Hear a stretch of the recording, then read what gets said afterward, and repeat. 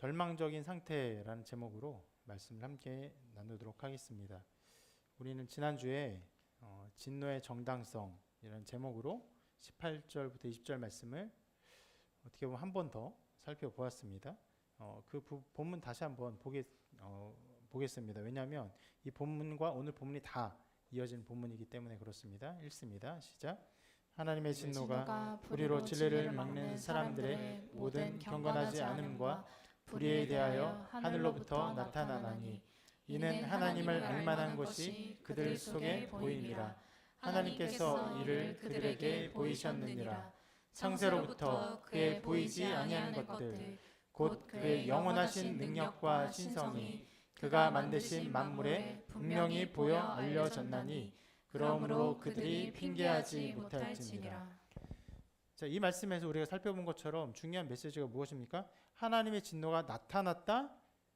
그리고 인간은 그 하나님의 진노에 대해서 핑계할 수 없다라고 말하는 것이에요. 왜 핑계하지 못합니까? 하나님을 알만한 것이 사람 속에 있다라고 선언하고 있어요. 하나님께서 인간의 마음 안에 그것을 주셨다라고 말합니다. 이 말씀의 선언처럼 전 세계의 수많은 부족들, 수많은 사람들 속에 하나님에 대한, 신에 대한 인식들, 그것을 숭배하고 신을 섬기는 어떠한 흔적들이 예외 없이 모든 민족, 모든 부족에 나타났다는 것을 함께 우리 살펴보았습니다. 그렇게 인간의 역사와 인간의 의식과 인간의 종교성 안에 나타나 있을 뿐만 아니라 또 말씀이 뭐라고 말합니까? 그의 영원하신 능력과 신성이 그가 만드신 만물에 분명히 보여 알려졌나니. 산과 바다와 꽃과 동물과 우주와 하늘과 이 모든 것에 가득 나타나 있다. 우리가 그런데 살펴보았습니다. 마음 안에서, 인식 안에서, 생각 안에서, 그리고 자연 만물 모든 것 안에서 다 알려졌어요. 그럼에도 불구하고 하나님 알만한 것이 있는데 사람이 하는 일이 무엇입니까? 그럼에도 불구하고 사람은 무엇을 합니까? 저렇게 말해요. 불의로 진리를 막습니다. 그런 일을 하기 때문에 하나님의 진노를 받는 것이고 그리고 핑계할 수 없는 상태로 징계를 당할 것이다. 우리가 이것을 살펴보았습니다. 그래서 하나님의 진노는 정당하다, 필연적이다 라고 살펴보았습니다. 자, 굉장히 무서운 말씀입니다. 말씀을 준비하면서 설교가 언제나 이렇게 하나님의 진노를 많이 말하지는 않고 또 특히 이제 다른 교회에서 이렇게 설교를 하는 것을 좀 들어보면은 보다 더 이렇게 평안한 메시지, 보다 더 우리의 일상의 마음의 상태의 메시지들을 많이 전하는 것들을 보게 됩니다. 그런데 우리가 이 말씀을 이제 순차적으로 보면서 이 18절부터 시작하는 하나님의 진노의 선언을 쭉 보면서 이 말씀이 전하는 이 무거운 주제, 우리 모든 인류가 반드시 심판을 받을 수밖에 없다는 이 중요한 주제를 우리가 진지하게 또 무겁게 볼 수밖에 없는 것이에요. 그리고 여기서 끝나지 않습니다. 실은 어디까지 이어지냐면 3장 20절까지 이어집니다.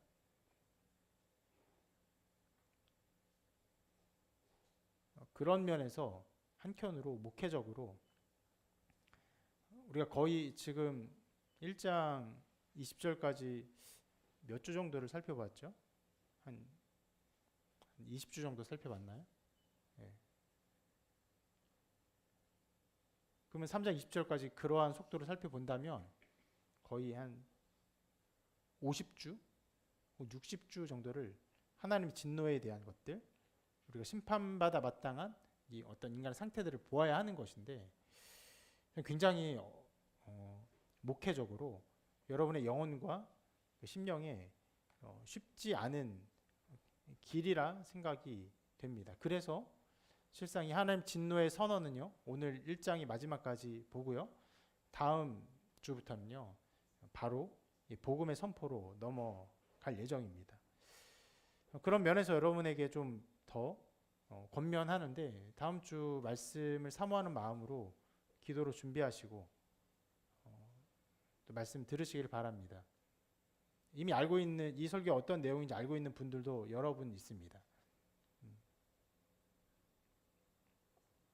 복음의 위대한 선포가 3장 21절부터 시작되는데 그것을 사모하는 마음으로 또 하나님의 은혜를 구하는 마음으로 기도하고 또 들으시기를 바랍니다. 그리고 준비하시기를 바랍니다. 그리고 오늘은요, 이 18절부터 20절까지 나타난 진노의 어떠함들을 바울이 계속 전하고 있거든요. 그것을 더 살펴볼 것이에요. 바울은요, 계속해서 사람들이 어떤 상태에 있는지를 말합니다. 먼저는 21절에서 22절에 이렇게 말을 해요. 같이 한번 읽어봅니다. 시작. 을 알 때 하나님을 영화롭게도 아니하며 감사하지도 아니하고 오히려 그 생각이 허망하여지며 미련한 마음이 어두워졌나니 스스로 지혜 있다 하나 어리석게 되어. 바울은 선포해요. 사람들은 하나님을 안다. 이것은 논쟁할 거리가 없어요. 논쟁하지 않습니다. 여러분 2000년 전에 바울이 지난주에도 살펴본 것처럼 전 세계 모든 부족 국가를 다 돌아보고 얘기한 것도 아닙니다. 선포했어요. 하나님 그렇게 주셨다는 거 선포했어요. 근데 실상 여러분 정말 모든 부족, 아무리 작은 나라, 아무리 작은 부족들, 작은 마을들에 가도 모든 사람들이 다 신에 대한 인식이 있어요. 죽음을 두려워하며 죽음 위에 어떠한 것들, 이 세상을 다스리는 어떤 거대한 힘에 대한 것들을 두려워하며 그것을 섬겨요. 그래서 하나님 알아요. 그렇게 선언하는 것들이 실제로 증명되어 있습니다. 바울은 것을 논쟁하지 않아요. 선포합니다. 아는데 자, 하나님이 계신 것에 대해서 마땅한 태도와 마음을 가져야 되는데 그렇게 하지 않는다라고 말을 해요. 먼저는 뭐라고 말합니까? 영화롭게 하지 않는다라고 말해요. 영화롭게 한다는 것은 영광스럽게 한다는 의미인데 영광스럽게 한다는 것은요. 좀 쉽게 설명하면요. 그 가치의 어떠함을 그 가치대로 인정함을 말한 것이에요. 워십 이게 예배함, 경배함인데 워십의 어떤 그거는 월스 그 가치를 인정하는 것이에요. 한 예를 좀 들어보도록 하겠습니다. 자녀가 이제 중요한 수능 시험을 보러 갑니다. 그래서 어머니가 시험을 잘 보기를 바라서 밤새 아침에 먹고 갈 많지 않은 음식이지만 음식을 밤새 준비해요. 죽도 고이고이 준비하고 조그만 나물 반찬들도 많진 않지만 좋은 것들로 정성껏 준비하고 혹 국도 먹을까 해서 좋은 것으로 소화가 잘 되는 것으로 끓여놓고 정말 밤을 새워 준비합니다. 새벽이 되었어요. 자녀가 일어나서 밥을 먹는데 불평을 하는 거예요. 아니 지금 시험 보는데 무슨 아침이 먹히겠냐고 소화가 되겠냐고 먹을 생각 있겠냐고 하고 화를 내고 나가요. 여러분 그런 장면을 생각하면 어떤 느낌이 듭니까?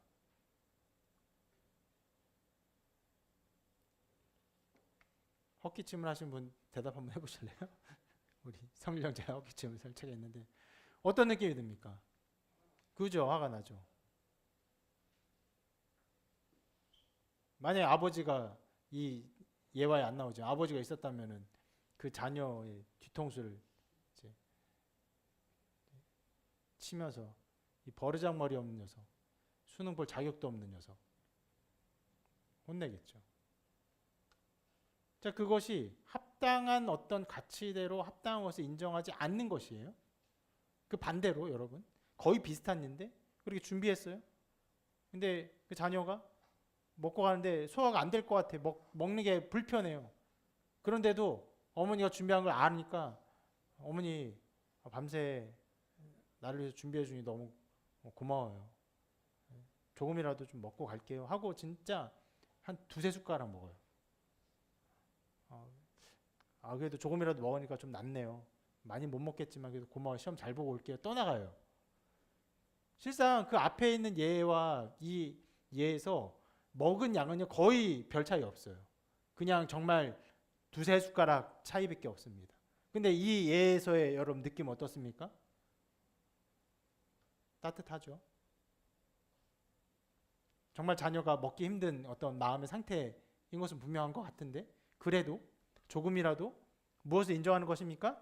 어머니의 희생, 섬김, 사랑 그 가치를 가치대로 인정해줘요. 이것이 바로 영화롭게 한다는 것이.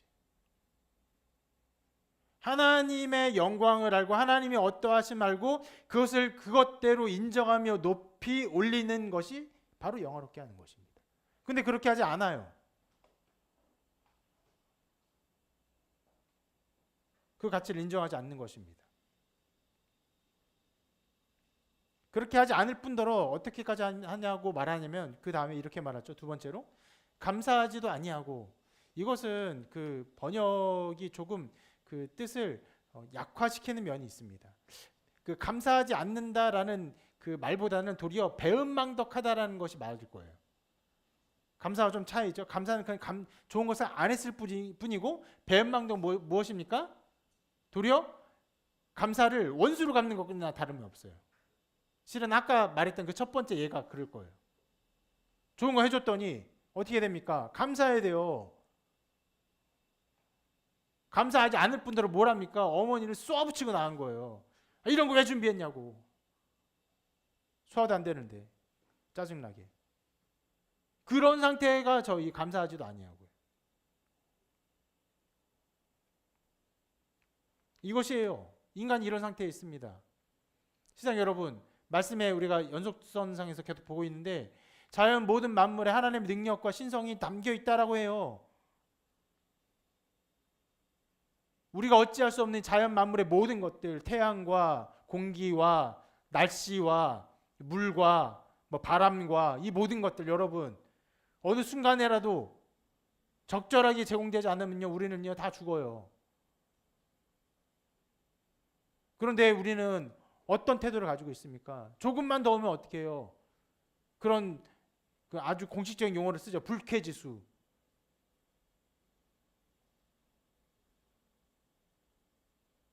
조금만 비가 많이 오면 어떻습니까? 어떻게 태도를 갖게 됩니까? 짜증을 쉽게 내요, 사람들.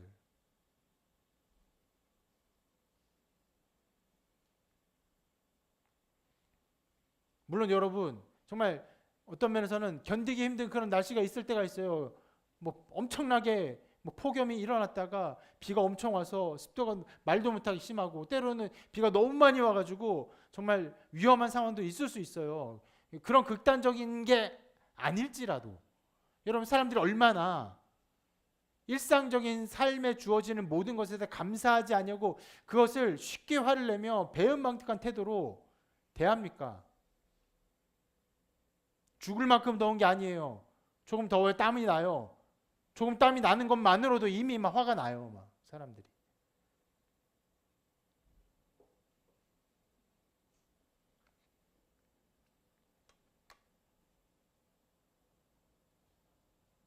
예전에 그래비티라는 영화를 보았을 때 이제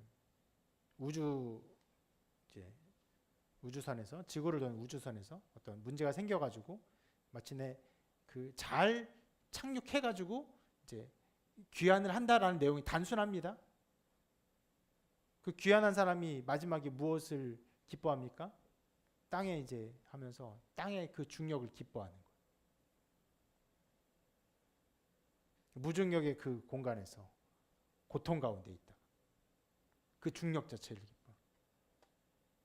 여러분 중력에 기뻐한 적 있습니까? 중력에 감사한 적 있습니까? 그렇게 되지 않는다는 거 우리는요. 감사하지 않아요. 도리어 정말 조금만 잘못되는 것이 있으면 쉽게 화를 내고 막 불평불만을 합니다. 그것이 우리 인간의 상태예요. 그리고 계속 고발합니다.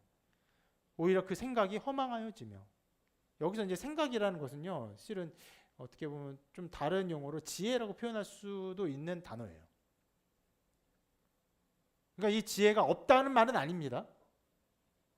지혜로워요. 실은 인간 여러 모양으로 지혜로운 상태가 되고 지혜가 있는 어떠한 모습을 우리가 보게 됩니다. 그런데 지혜를요, 그 생각을요, 올바른 데 사용하지 않기 때문에 어떻게 돼요? 헛돼요. 허망해집니다. 어떠한 지식과 지혜를요, 가장 적절하게 사용할 때 그것은 어떤 일이 됩니까? 아름다운 일이 됩니다.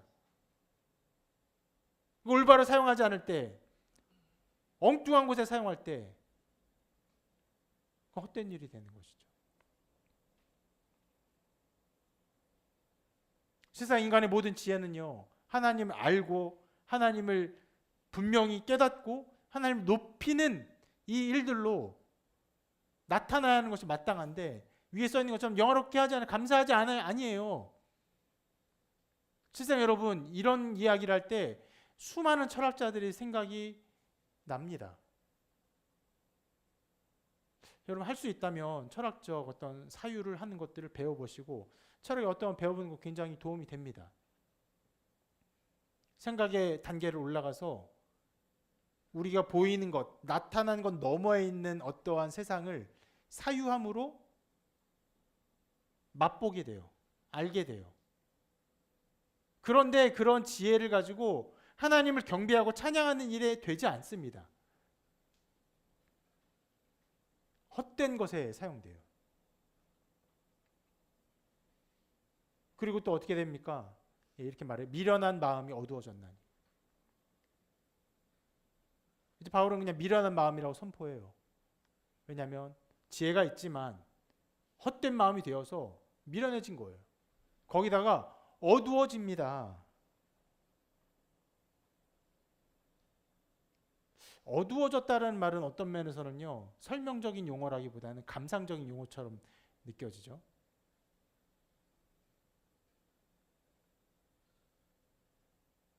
감사하지 않는 건 어떤 사실에 대한 분명한 설명이고, 영어롭게 하지 않는 것도 설명인데, 어두워졌다는 것은 일종의 좀 감상적인 느낌을 전하는 것 같죠. 네, 그런 것이에요. 죄가 점점 관영하는 것, 죄가 많아지는 것.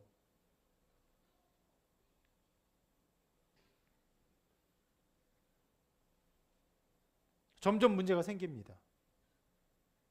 그래서 어떻게 됩니까?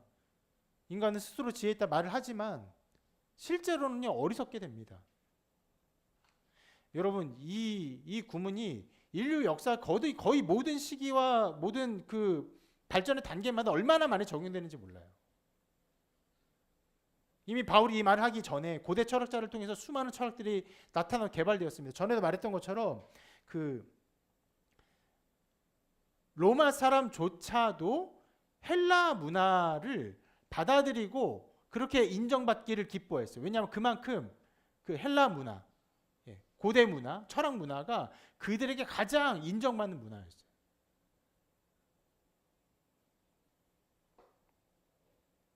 그럼에도 그러한 어떤 철학적인 사유와 발전들이 인류의 발전을 이끌어가지 못했어요. 그 이후에 그 중간을 다 건너뛰고요.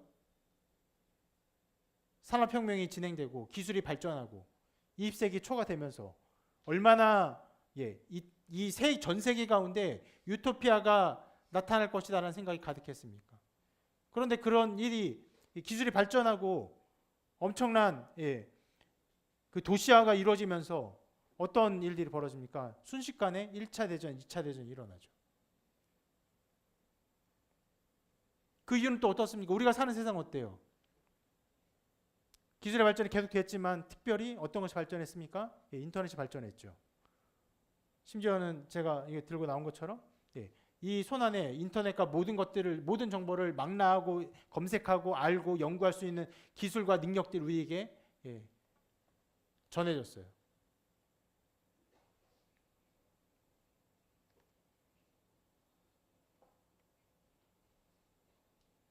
여러분, 그럼 인터넷이 발달하고 기술이 발전하고 또 우리가 이제 이런 스마트폰의 발전을 통해서 집단지성의 힘을 빌릴 수 있죠. 뭐 어떤 일을 할 때 사람들은 어떻게 생각하는가, 사람들은 어떤 지혜를 가지고 있는가 검색하고 알 수 있습니다. 좋은 것들을 찾아낼 수 있어요. 이전보다 훨씬 나은 지혜로운 상태로 우리가 살아갈 수 있어요. 그러면 여러분, 우리가 사는 세상은 지혜로워졌는가? 현명해졌는가? 더 나아졌는가? 그렇게 단언할 수 있습니까?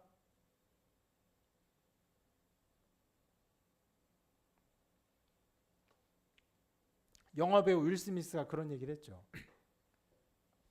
자기가 어렸을 때는 자기 아들처럼 진짜 아주 꼴통이고 지 멋대로 하는 행동을 자기도 많이 했는데, 그때는 다행히 인터넷이 없어서 자기 혼자 꼴통이었는데, 지금은 자기 아들이 이 발전으로 인해서, SNS 발전으로 인해서 전 세계적인 꼴통이 돼버렸다고.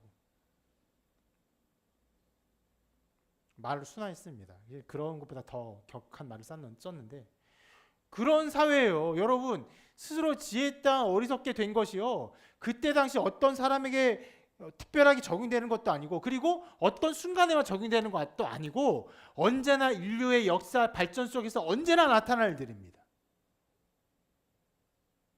기술적으로, 심지어 정치적으로도 마찬가지예요. 정치적으로 우리나라 발전하면 더 나은 사회가 될 것이라고 생각하죠. 그럼 여러분, 우리가 정치적으로 많이 발전했습니다. 정말 많이 발전했어요. 그러면 어리석지 않고 현명하고 좋은 사회를 만들고 있습니까? 충분합니까? 아니요, 뭔가 이상한 사회가 된 것 같아요.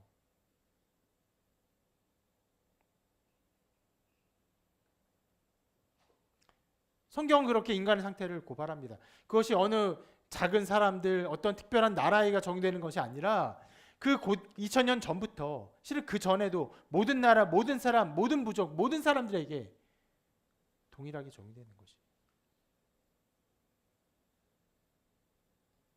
그러니까 실상 우리에게 나타나는 것들은요, 어리석게 되어서 우둔한 사회가 되어서 좀 사는 것이 팍팍해지고, 사는 것이 문제되고, 사는 게 여러 문제가, 그러니까 나쁜 일들이 나타나는 것들이 문제지만, 실은 문제의 근원이 무엇입니까? 저 위에 있어요.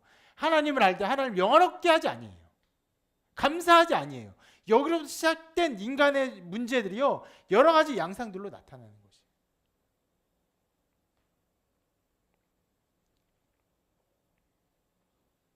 자, 그 이후에 인간의 상태를 또 이렇게 고발합니다. 이 부분 같이 읽어볼까요? 시작.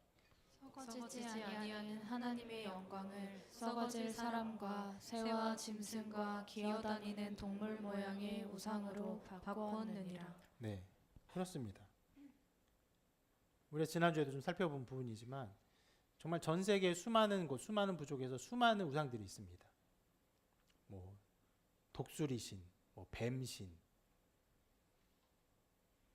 또 바다의 신, 땅의 신, 비의 신, 심지어는 뭐 부엌의 신도 있죠. 술의 신, 태양의 신, 번개의 신, 사랑의 신, 수많은 신들, 수많은 동물들. 하나님의 영광은요, 영원하고 아름답고 탁월한 것인데, 그 모든 것을요, 사람의 형상으로 바꿉니다. 아니면 동물의 형상으로 바꿔요. 그리고 그것을 섬깁니다.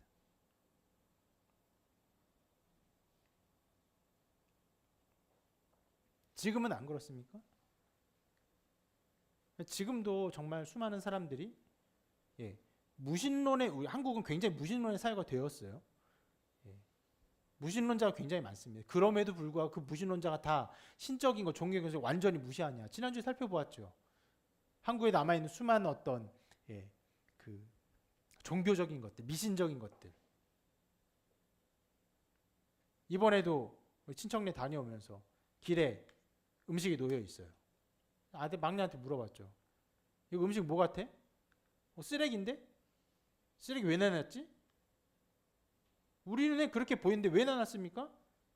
귀신들 와서 먹으라고. 뭐라고 하죠, 그거를요? 뭐라고 한지도 모르겠어요. 용어가 있어요. 제사밥이라고 하나요? 뭐라고 하나요? 용어가 있습니다. 그럼 내놔요. 지금도 그런 사회를 살고 있습니다. 그런데 여러분, 저런 식으로 그 하나님의 영광을 사람과 여러 가지 동물, 뭐 이런 모양으로 바꾸어서 섬기는 것이 왜 섬기는 것입니까? 그 안에 신의 어떠한 능력과 영광을 바라보고 그것을 사랑하고 사모하며 경배하는 마음으로 그것들을 섬기는 것입니까? 그것이 아니죠.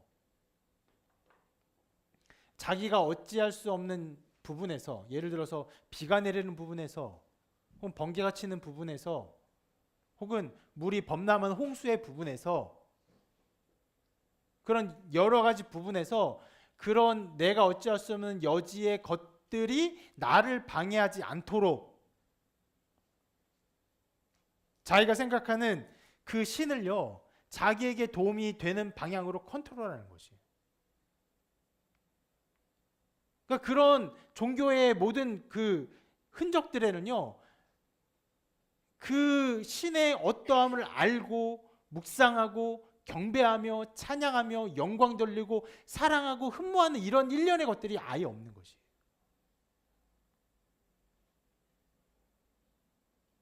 여러분, 어떤 위대한 사람을 만나면요, 마음에 어떠한 생각이 듭니까? 그 사람 정말 학적으로도 탁월하고 성품적으로도 겸손하며 사람들이 영향을 끼치는 것도 널리 끼치고 그 모든 일에 사람들이 많이 존경을 받고 만나보니까 굉장히 진실한 사람이에요. 그럼 여러분 마음에 어떤 마음이 듭니까? 좋아하는 마음이 들어요.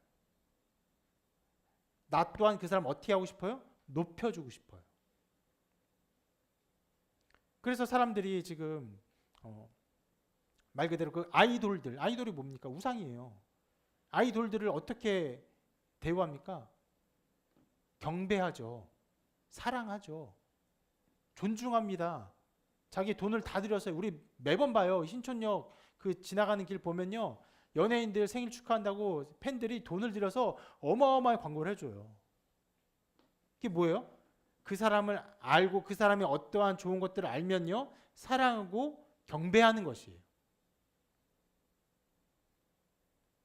그러니까 인간의 어떠한 그 성품들, 인간의 어떠한 그 성격들을 알면요, 우리와 연관되는 어떤 것들을 알면요, 우리 마음에 그렇게 좋아하는 마음, 또 더 나아 사랑하는 마음, 정말 어떤 면에서 경배하는 마음들이 생겨나는데, 우상의 모든 것들은요, 그러한 인격의 어떠한 것들이 있지 않아요. 그러니까 사랑하고 경배하지 않습니다. 단 하나의 감정은 있죠. 무엇이에요? 두려움. 두려움 속에서 어떻게 합니까? 신을 달래주는 행위를 하죠.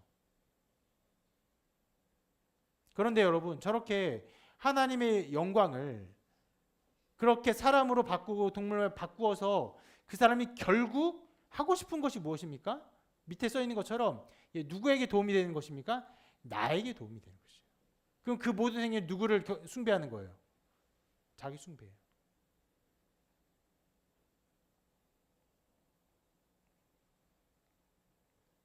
자, 이러한 인간의 죄의 양상들이 나타나고 있음을 바울은 여러 모양으로 고발하고 있습니다.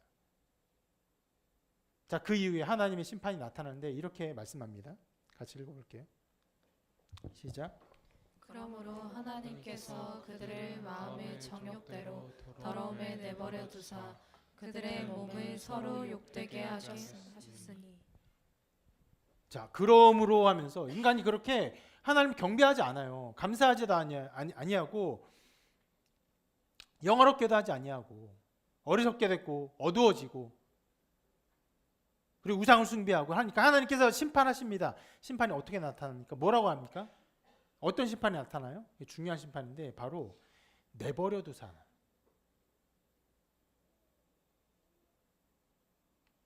하나님의 심판 중에 큰 심판이 바로 이 내버려 두심입니다. 여러분, 하나님은 징계하시는 분이십니다. 인류 역사에 그런 징계를 크게 하신 때가 있죠. 여러분, 하나님 심판하면 가장 먼저 생각나는 것이 무엇이 있습니까? 네, 홍수가 있죠. 홍수 심판이 있습니다. 그리고 또 다른 심판이 하나 또 유명한 심판이 있어요. 어떤 심판이 있습니까? 예, 그것도 있고요. 예, 또 하나 있는데 바로 소돔과 고모라 심판이 있어요. 바벨탑도 여기 당연히 범주에 다 포함되는 심판입니다. 이런 심판은 무서운 심판이에요. 하나님께서 심판당하는 모든 사람을 멸절시킵니다. 그런데 여러분, 이러한 큰 심판은요, 어떤 면에서는요, 그 안에 자비로움이 담겨 있어요. 왜 그렇습니까? 그 심판을 당하면은, 그 무서운 심판을 당하면 인간은 어떤 태도를 갖게 됩니까? 두려워요. 어떤 면에서 일면 겸손해져요.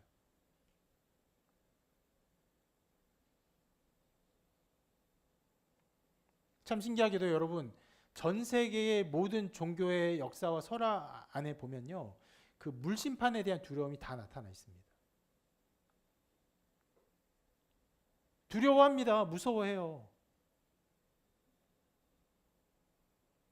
그런데 자, 이 심판의 또 다른 큰 심판이 내버려 두시면 그렇지 않아요. 내버려 두시면 어떤 일이 벌어집니까? 써 있는 것처럼, 그쵸? 써 있는 말을 다르게 표현하면 이렇게 말할 수 있어요. 인간의 죄가 스스로 관영하게 하시는 거예요. 점점점 커져요. 어떤 느낌으로 커지냐면은 갑자기 확 커지지 않습니다. 개구리를 물에 데펴 먹듯이 서서히 죄가 관영해요. 점점점 죄가 많아집니다. 그것이 어느 순간 우리의 삶과 우리의 사상과 우리의 사회를 좀먹고 갉아먹고 악영을 끼치는데도 그걸 제어할 수 없는 상태가 되어버려요. 제가 지금 이 말은 굉장히 추상적으로 표현한 것입니다. 사회에 나타나는 현상을. 그럼에도 불구하고 지금 우리나라에 나타나는 어떠한 것들이 생각나는 사람들도 있을 거예요.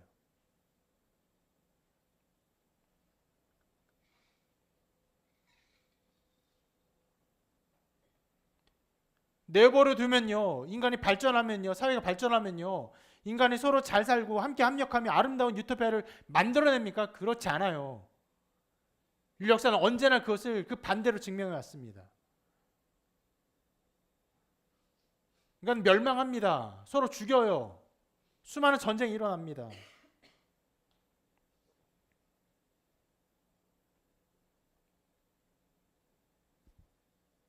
전쟁이 아니라도 수많은 악과 죄 가운데 사회가 좀먹고 썩어져요. 소돔과 고모라가 그런 사회였어요. 남의 집에 손님을 찾아온 사람들을 내놓아라. 우리가 그 사람과 성관계하겠다. 이것을 대놓고 요구할 수 있는 사회였어요.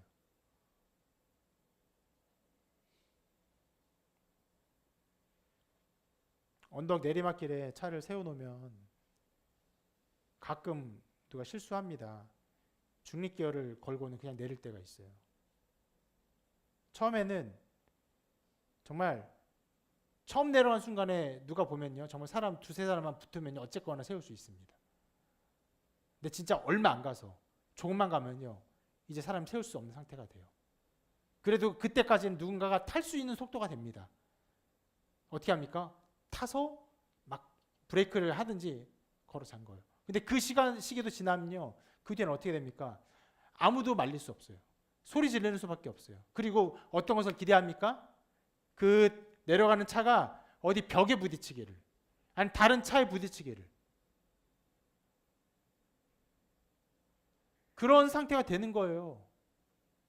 하나님께서 내어버려 두면요, 인간의 사회가 점점 이상한 사회가 되어집니다.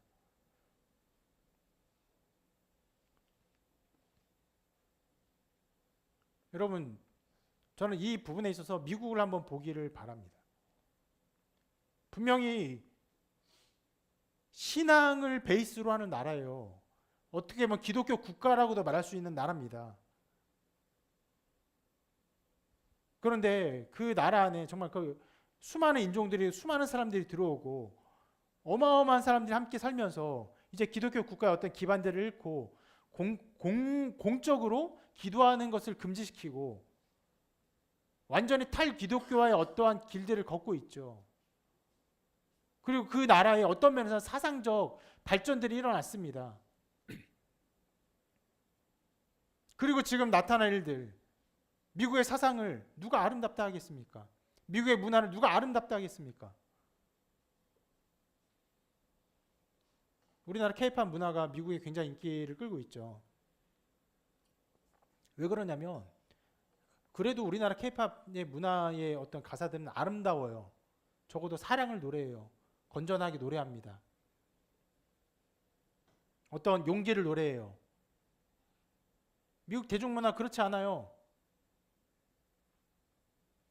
많은 것들을 노골적으로 표현합니다. 도저히 부모가 자녀에게 그것들을 허용할 수 없는 수준의 것들을 해요. 그들의 사상은 어떻습니까? 여러분, 정말로 우리가 어렸을 때, 제가 어렸을 때만 해도 불과 30년, 40년 전까지만 해도요, 미국의 어떤 사상적 어떠한 일들이 우리는 배우면 안 되는 문화야. 정말 이상한 문화야. 이상한 사상이 점점 퍼지고 있어. 이런 관념 자체가 별로 없었어요. 그런 일이 없었습니다. 물론 몇 가지는 있었습니다. 막 이렇게 데스메탈하고 헤비메탈하고 이상한 음악 만들고 뭐 그런 사람 그런 문화는 우리가 받아들이면 안 되는 이런 건 있었어요. 근데 나라의 정치인들 어떤 사상가들 이런 생각들이 우리에게 오면 우리는 큰일 나 이런 생각들은 없었단 말입니다.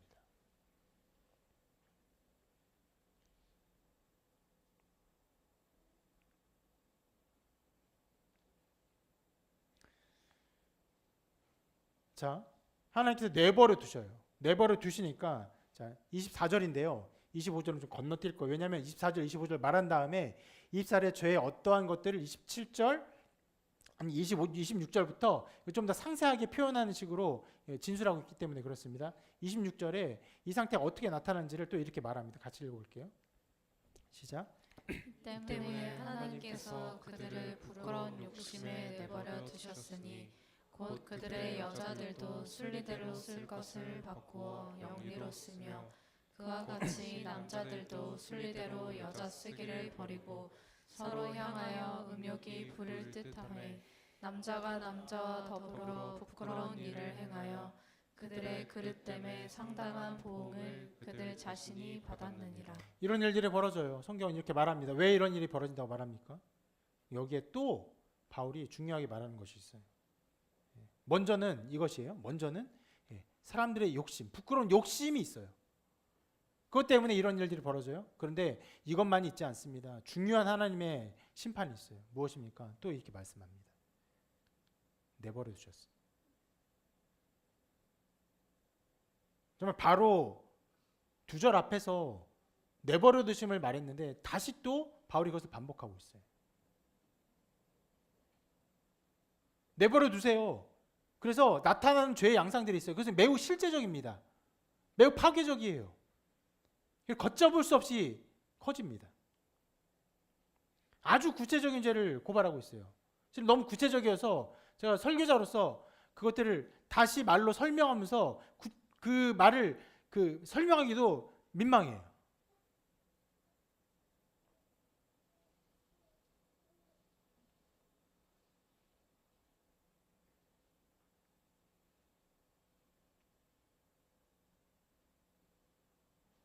자, 그렇게 26절, 27절을 통해 하나님 내버려 두셔서 그들을 부끄러움이 내버려서 나타나는 죄의 양상들을 말합니다. 그리고 계속 또 고발해요. 28절부터 31절까지인데 좀 긴데 한번 읽어볼게요. 시작. 또한 그들이 마음에 하나님 두기를 싫어하며 하나님께서 그들을 그 상실한 마음대로 내버려 두사 합당하지 못한 일을 하게 하셨으니 곧 모든 불의, 추악, 탐욕, 악의가 가득한 자요, 시기, 살인, 분쟁, 사기, 악독이 가득한 자요, 수근수근하는 자요, 비방하는 자요, 하나님께서 미워하시는 자요, 능욕하는 자요, 교만한 자요, 자랑하는 자요, 악을 도모하는 자요, 부모를 거역하는 자요, 우매한 자요, 배약하는 자요, 무정한 자요, 무자비한 자라. 잠깐 보기에도 엄청난 죄들이 나열되어 있습니다. 자, 아까 전에 그 여자와 여자가 남자와 남자가 그런 죄를 저지르는 데 있어서도 두 가지 그 죄인을 말하고 있어요. 욕심과 내버려 두심이었죠. 여기서도 말해요. 먼저 나타난 그 사람들의 어떤 책임에 있는 그 죄의 원인은 무엇입니까? 이렇게 말합니다. 하나님 두기를 싫어하기 때문에 일어난 일이. 그래서 하나님이 어떤 심판하십니까? 또 이렇게 말씀해요. 그 상실한 마음대로 내버려 두십니다.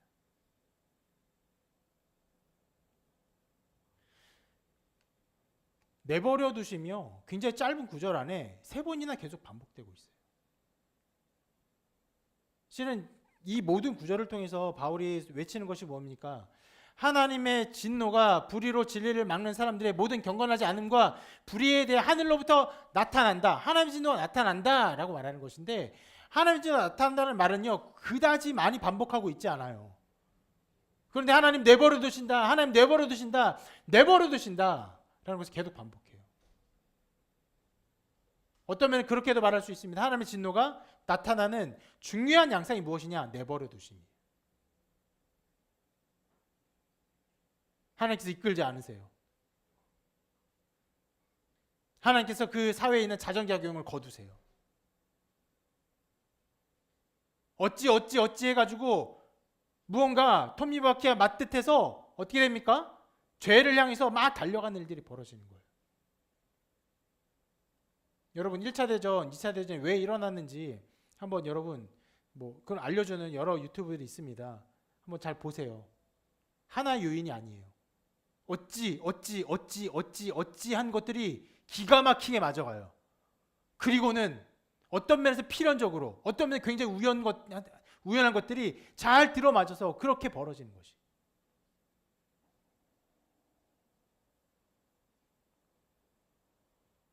이 모든 것에 대해서 하나님을 믿지 않은 사람들은 어떻게 해석합니까? 그냥 어쩌다가.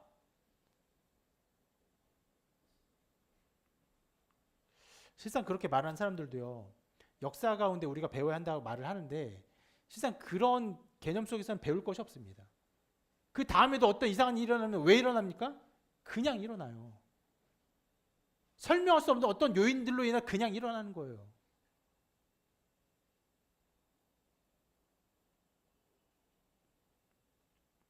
우리는 그렇게 보지 않습니다. 왜 일어납니까? 하나님이 내버려 두셨기 때문에 일어나는 거예요. 상실한 마음대로 내버려 두사 수많은 악들이 일어나는 것입니다. 자, 여기서 내버려 두심이 3번이나 나왔기 때문에 이 내버려 두심이 얼마나 냉혹한 것인지를 한번 잠시 생각해 봅시다. 어떤 자녀가 잘못을 합니다. 그러면 아버지가 보통 어떻게 합니까? 분노하죠. 진노합니다. 매질을 하기도 해요. 무서운 일이지만 그런 분노와 진노와 매질은요, 자녀를 나쁜 길로 가지 않게 하고 그 사람을 그 태도와 행동과 마음을요, 그 교정하고 정돈하게 하는데 좋은 도구가 됩니다. 근데 그런 아버지를 생각해 봅시다. 자녀가 잘못해요. 범죄하고 있는데 그걸 보았어요. 보았는데 아무 반응을 하지 않는 거예요.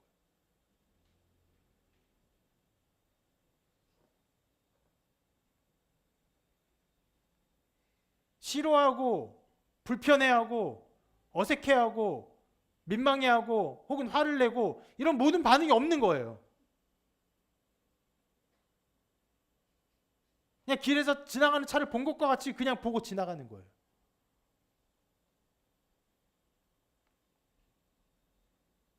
실은 여러분 굉장히 상상하기 어려운 예화입니다. 그 어떤 부모도 이럴 수는 없어요. 부모에게 준 그 깊은 사랑의 마음이 있기 때문에 자녀의 일거수일투족에 반응하고 자녀의 잘됨에 반응하고 실은 자녀의 잘못에 크게 반응합니다. 그런데 어떤 부모가 정말 자녀가 무엇을 하든 아무 상관하지 않아요. 아무 말도 하지 않아요. 그러면 여러분 그 부모와 자녀의 관계는 어떤 관계로 말할 수 있습니까? 이미 아무 관계도 아닌 거예요. 끝난 관계예요.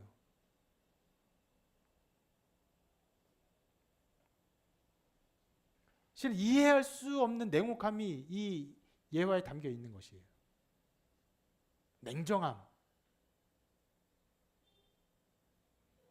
제가 전에도 말씀드렸죠. 사랑에 굉장히 가까운 감정은요, 분노예요. 거의 맞닿아 있는 관계입니다. 그래서 보통 누가 누군가를 사랑하죠? 사랑한 연인의 관계를 맺게 되면요, 그 사람의 분노의 감정도 수용할 준비를 해야 됩니다.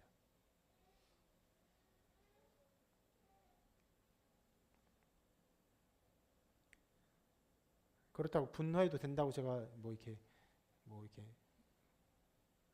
그런 거를 용인하는 건 아닙니다.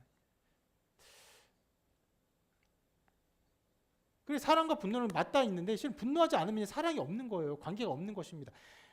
하나님이 그렇게 하신다는 거예요. 어떻게? 인간에게 대해서. 하나님이 자기가 창조하신 피조물에 대해서 내버려 두세요. 그러니까 도리어 이 내버려 두시면요, 아까 말했던 그 진노하는 것보다도 더 무서운 심판이라고 말할 수 있습니다. 그래서 그 내버려 두심으로 인해서 인간이 수많은 죄를 저지르게 된다라고 말해요. 어떤 죄입니까? 아까 읽어봤죠? 한 개씩 다시 한번 읽어볼게요. 읽습니다. 시작. 곧 모든 불의, 추와, 탐욕, 악의가 가득한 자요, 시기, 살인, 분쟁, 사기, 악독이 가득한 자요, 수근수근하는 자요, 비방하는 자요, 하나님께서 미워하시는 자요, 능욕하는 자요, 교만한 자요, 자랑하는 자요, 악을 도모하는 자요, 부모를 거역하는 자요, 우매한 자요, 배약하는 자요, 무정한 자요, 무자비한 자요. 이 모든 죄가 여러분 삶 가운데 다 나타나지 않을 거예요. 근데 실은 여러분, 이런 죄의 어떠한 것 한 부분만 여러분 삶에 나타나도요, 굉장히 고통스러울 겁니다. 회사에서 누군가 여러분들을 비방하기 시작하잖아요. 회사가 금방 지옥이 됩니다.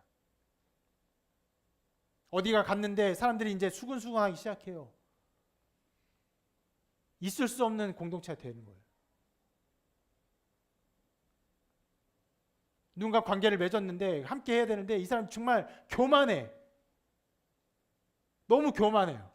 정말 얼굴을 맞대서 볼 수 없는 역겨움이 느껴져요. 너무나 고통스러운 거예요.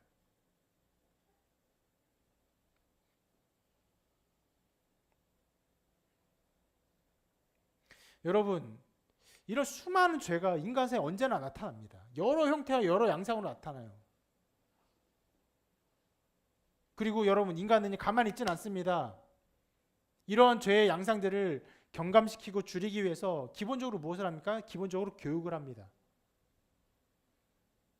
여기도 선생님이 있죠. 교육의 목적은요, 어떤 스킬을 알려주는 것에만 있지 않죠. 그 사람을 인간됨의 어떠함을 살아게 하는 것, 좋은 사회 구성원으로서 살게 하는 그 목적이 분명히 있어요.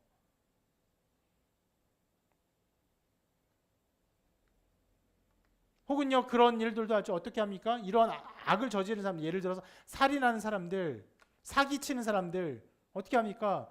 잡아넣죠. 그리고 감옥에 가게 하고 교정을 시킵니다. 이 사회는요, 이 악과 죄를 억제하고 막고 예방은 참 어렵지만 예방하고 또 이것들을 변화시키기 위해서 많은 재원과 많은 노력과 애를 씁니다. 수많은 노력들을 해요. 그리고 언론은요, 이런 죄의 양상이 나타날 때마다 그것을 어떻게 합니까? 알려줘요, 사람들에게. 이런 사람이 사기를 쳤습니다. 이런 사람이 부모를 죽였습니다. 이런 사람들이 살인했습니다. 다 알려줘요. 뭐 하나는 그것을 알려서 자기가 이렇게 클릭을 많이 받고 언론인으로서 성장하는 목적이 있긴 한, 자기 공명의 목적이 있긴 하지만 분명히 사회의 공적인 목적을 위한 노력을 하는 것이에요. 알려야 사람들이 예방하고 피하고 안전해지잖아요. 그러니까 수많은 것들이에요. 이 많은 악들을 예방하고 막기 위해서 이 사회 시스템이 돌아갑니다. 그런데 절대로 이것은 수그러들지 않아요.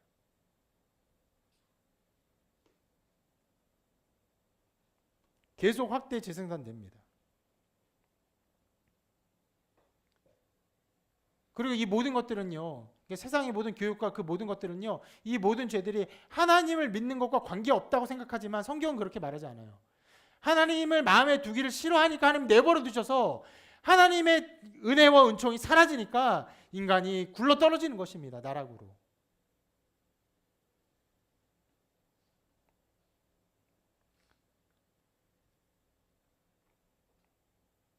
심지어 이러한 수많은 악을 저지르면서 결국 어느 상태까지 이르게 되냐면, 우리가 지난주 살펴본 부분인데 1장 끝을 이렇게 말합니다. 같이 읽어볼게요.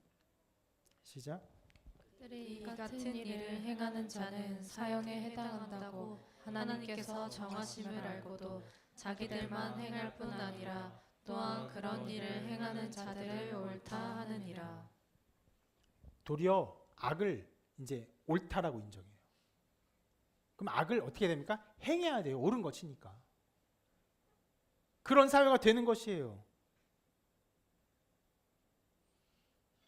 오늘 말씀에 나왔던 죄의 두 양상이 있죠.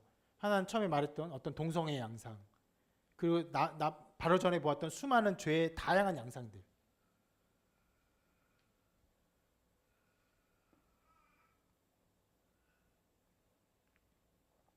여러분, 이 죄를 인정하고 옳다 말하고 그래서 도리어 권장하고 권면하는 것들이 우리 사회에 얼마나 크게 나타났습니까?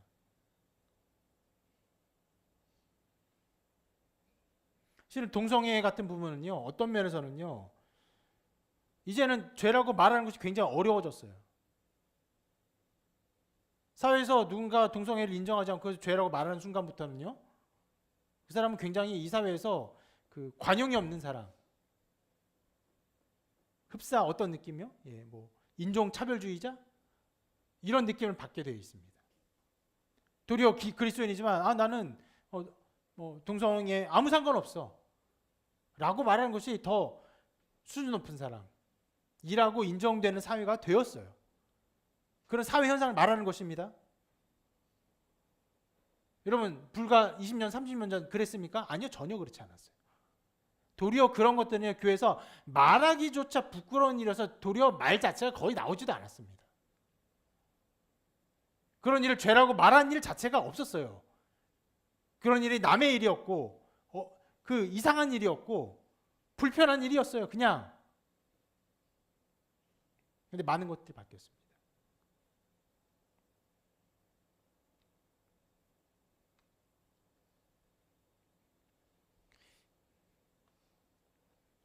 이런 죄의 또 다른 양상을 한번 생각해 보기를 바라는데, 그 대항해 시대가 시작되면서 그 배를 타고 가면서 수많은 나라, 그러니까 큰 배가 만들어지는 기술이 개발돼요. 그러면서 수많은 먼 곳의 사람들을 이렇게 데려갈 수 있고 데려올 수 있는 기술이 개발되면서 이제 스페인, 프랑스, 네덜란드 뭐 이런 나라들이 어떻게 합니까? 전 세계로 퍼져나가서 각 나라를 식민지로 삼죠. 그리고 뭘 합니까?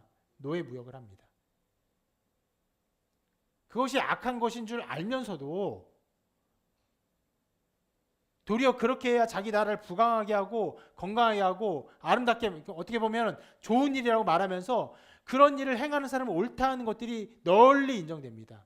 그래서 어떻게 합니까? 아주 경쟁적으로 식민지를 가고 거기서 노예를 사오고 하죠. 그리고 그 일을 누가 결국 막습니까? 윌리엄 윌버퍼스, 예수님 믿는 신실한 영국의 법조인이 결국 그것을 막죠. 신앙 안에서 막습니다.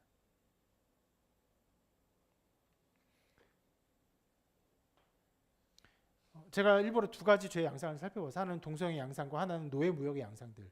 그렇게 여러분 어떤 죄가 나타나요. 그것을 옳다 인정하면서 그것을 제어하지 않고 막 흘러가는 일들은요, 사회에 언제나 나타난다는 것이에요.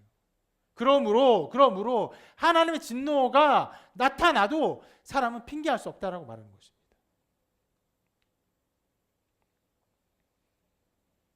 이러한 모든 죄의 양상을 아까 24절에서 이렇게 객관적으로 말했던 것입니다. 그러므로 하나님께서 그들의 마음의 정욕대로 더러움에 내버려서 그들의 몸을 서로 욕되게 하셨으니 이렇게 객관했던 거예요. 그리고 그 24절에 이어서 방금 25절에 또 이렇게 진술합니다. 이는 그들이 하나님의 진리를 거짓 것으로 바꾸어 피조물을 조물주보다 더 경배하고 섬깁니다.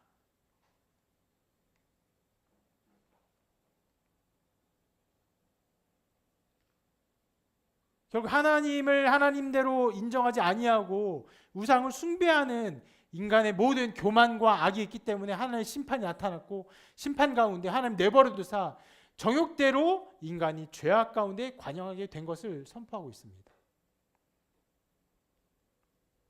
그런데 이런 죄를 쭉 선포하고, 그리고 이것을 또 상세하게 26절부터 쭉 선포하는 것이 32절까지 끝났는데, 그 중간에 굉장히 이상한 한 구문이 있어요. 25절 마지막에 저렇게 써 있습니다. 주는 곧 영원히 찬송할 이시로다. 아멘. 너무 이상하지 않습니까?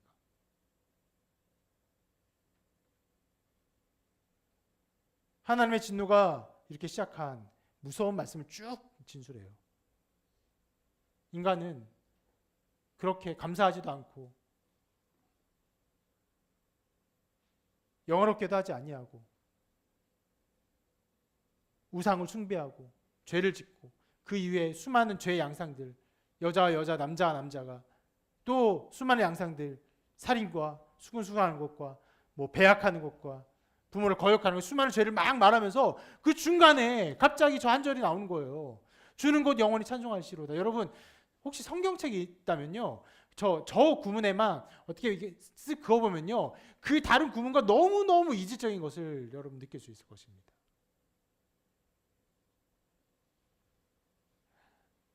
제가 처음에 말했죠. 실은 이 부분을 설교하는 것 자체가 굉장히 어렵고 힘들다고요. 굉장한 어떤 정죄함을 말하는 것입니다. 이 세상, 이 인류, 모든 세상이 받게 될 마땅한 심판을 선포하는 것이에요.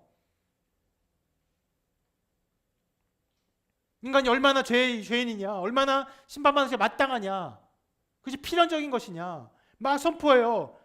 그렇게 우상 숭배한다, 동성애가 가득해 있다, 살인과 추악함들이 가득해 있다, 이런 것들을 막 말하는 중에 갑자기 막 열변을 토하고 그것을 그 정죄하는 말을 한 수에 갑자기 중간에 주는 곧 영원히 찬송하시리로다 말하고 있는 거예요.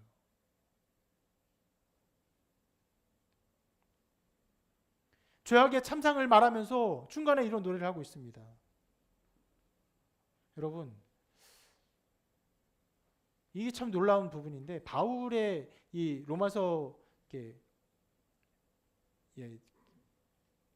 기록들은요 굉장히 정교합니다. 이제 앞으로 여러분 다음 주부터 정말 거의 한 절씩밖에 안 나갈 거예요. 너무너무 살펴볼 게 너무 많아요. 한 절 한 절, 한 구문 한 구문 살펴볼 게 너무너무 많아요. 굉장히 정교한데 그렇게 정교하게 분석적으로 접근하고 하나하나를 잘 사용하는 와중에 바울은요 실은 그 마음의 뜨거운 마음과 신앙과 그 강렬한 신앙의 고백들을 한 번씩 터뜨립니다. 그래서 로마서를 보면요, 오, 아, 뭐 이런 감탄사가 막 나와요. 갑작스레 하나님 찬송, 하나님께 영광 돌리는 일들이 났어요. 아멘, 이런 것들이 막 나와요.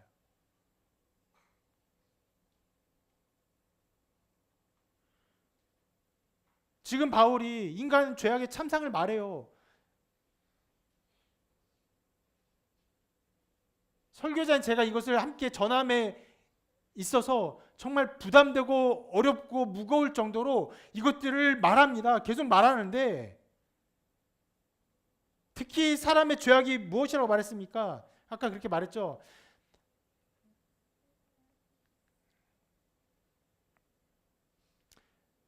하나님의 진리를 거짓 것으로 바꾸어 피조물을 조물주보다 더 경배하고 섬김이라. 이것이 어떤 면에서는 이 1장 전체의 인간 죄악의 상태들에 대한 고발의 어떤 정점이에요. 이것은요, 여러분 사상적 진술이 아닙니다. 바울이 수많은 곳을 다니면서 수많은 사람들을 보면서 수많은 사람들의 어떤 양상들을 보면서 고백한 현실적인 고백이에요. 어느 정도까지 현실적입니까? 수많은 이방인들이 다 그렇게 하나님의 진리를 거부할 뿐 아니라 심지어 누구까지 하나님의 진리를 거부합니까? 말씀을 맡은 유대인까지도. 어느 정도로 사도 바울의 사역을 방해했습니까? 계속 따라와요. 계속 따라와. 계속 따라오면서 사람들을 선동시해서 바울을 쳐 죽이려고 합니다. 실제로 바울이 맞아 죽는 것처럼 여겨지기도 했어요. 그런 정도로 사람들은요 하나님의 진리를 거짓 것으로 바꾸어 피조물을 좀 더 경배하고 섬겼습니다. 그런 우상 숭배를 보면서 바울이 그 가운데 그것을 계속 고발하는 가운데 이것을 말하지 않을 수 없는 거예요. 무엇을요? 이거 주는 영원히 찬송할 이시로다. 갑작스럽게 터져 나오지만 여러분 이 고백을 하지 않을 수 없는 바울의 마음이 있었던 것이에요.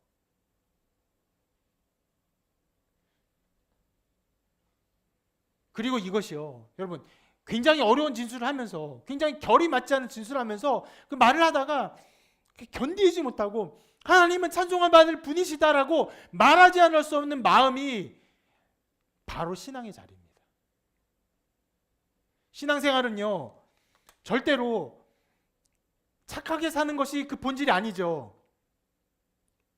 교회 와서 이것저것 봉사하는 것도 신앙의 본질이 아닙니다. 신앙의 본질이 무엇입니까? 하나님을 아는 것이에요. 하나님을 알고 하나님을 기뻐하는, 하나님께 영광 돌리는 것이에요. 아무리 여러분 교회 열심히 다니고 여러 가지 봉사를 해서 하나님을 알고 하나님을 알지 못해 하나님을 기뻐하고 찬양하는 마음이 없다면 그건 신앙이 아니에요. 교회 생활이에요.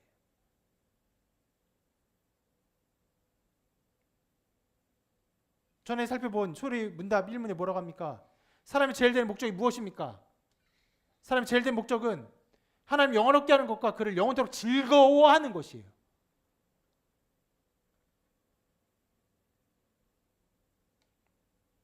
여러분, 이것은요, 기억하고 되뇌이면서 우리가 알아야 될 문장이 아닙니다. 어떤 문장입니까? 복음이 우리를 거듭나게 하여서 하나님을 알고 하나님을 기뻐하고 하나님 구원하심을 즐거워하며 하나님께 영광을 드리는 사람이 되게 하는 것이고, 그 가운데 나타나는 고백일 뿐인 것이에요.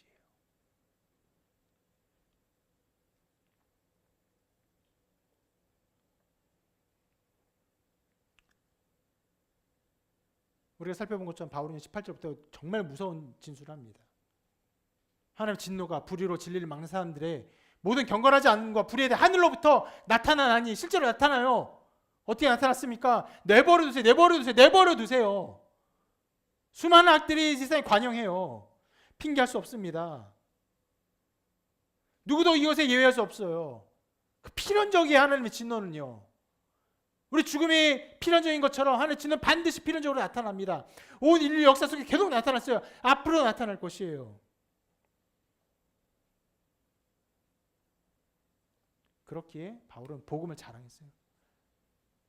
내가 복음을 부끄러워하지 아니하노니 이 복음 모든 민족이 구원을 치는 하나님의 능력이 됨이라. 그리고 그 능력을 알고 있기 때문에 사람들의 죄의 참상을 바라면서 주는 영원히 찬송하시라 아멘, 이렇게 고백하고 있는 것입니다.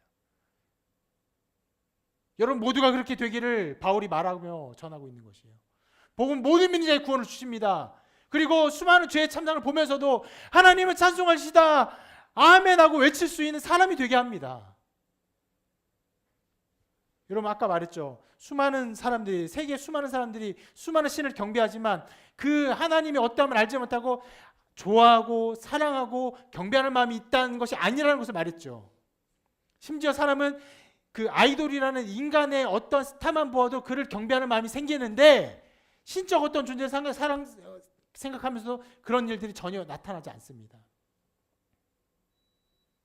우리는 우리 인간 이상의 존재를 생각하거나 느끼거나 경험하거나 맛볼 수 없는 존재예요. 그런데 복음은 그걸 합니다. 복음은 하나님을 알게 해요. 복음은 모든 믿는 자에게 구원을 주십니다. 오직 의인은 믿음으로 삽니다. 꿈이 아니고 미래형도 아니고 그렇게 사는 일들이 벌어져요.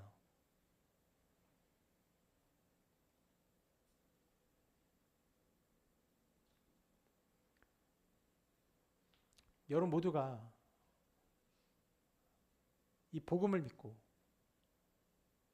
우리를 구원하신 주 예수 그리스도의 복음을 믿고 하나님을 영화롭게 하고 영원토록 그를 즐거워하고 바울이 고백했던 것처럼 주는 곧 영원히 찬송할지로다 라고 여러분 스스로의 목소리와 여러분의 마음으로 그렇게 고백하는 그런 은혜가 있기를 주님의 이름으로 축원합니다. 우리 함께